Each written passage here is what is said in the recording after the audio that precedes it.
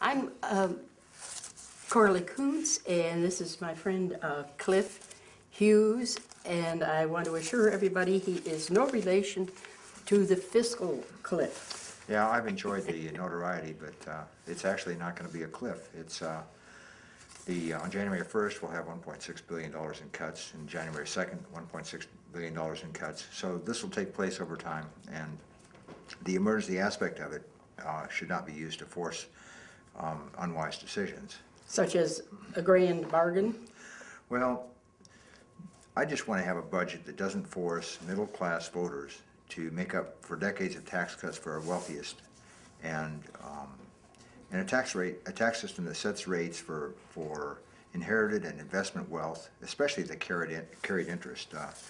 For hedge fund managers, they should be paying full rate on their income, which is all of what it is. And I think the IRS should go after them for the past years of abuses that they've been able to escape paying income tax at a regular rate. But the rates on wealth should be at least as high as the tax rates are for actual work. It doesn't make any sense to me to do it any differently. Republicans will do whatever they can to keep taxes very low for the richest. But when they're faced with expiring cuts that could easily be reinstated for working families, that's what I think. The grand bargain, I don't think it's needed. If you pay for tax cuts for rich people with benefit cuts for the middle class, it doesn't make any sense. There's plenty of cuts that do make sense. Like what?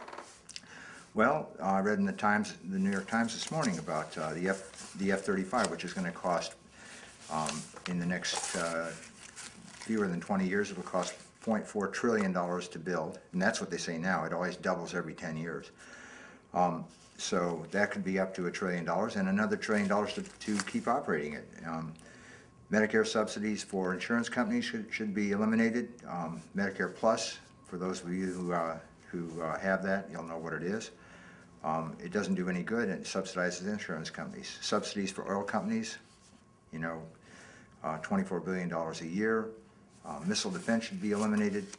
But I think there are other things that should be on the political plate, and those things would include filibuster reform, which Mr. Obama should be definitely involved in. We cannot trust the Senate to carry this forward. You can see that even Republicans in the House have been pushing to have an influence on this, and they have no business in that whatsoever. You know, if they're going to get in it, then Mr. Obama should be in it.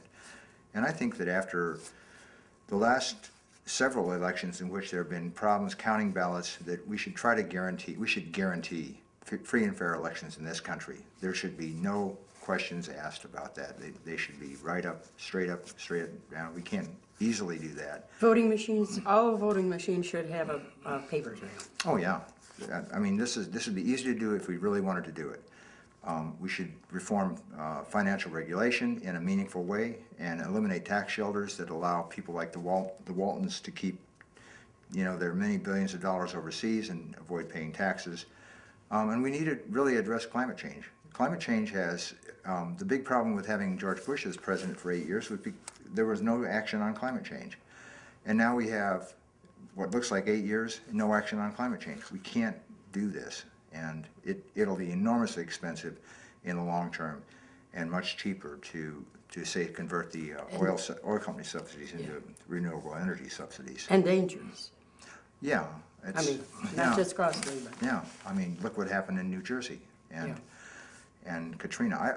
I believe these things are demonstrated facts that and I'm not a scientist, but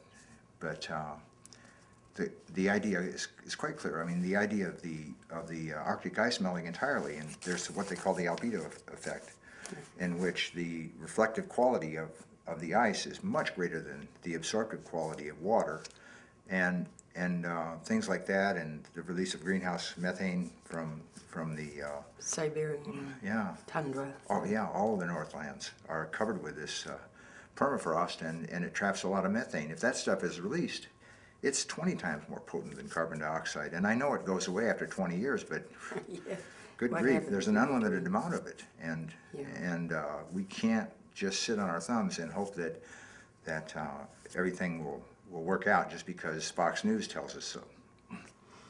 Okay, well, got it cut out for us. That's what I really think.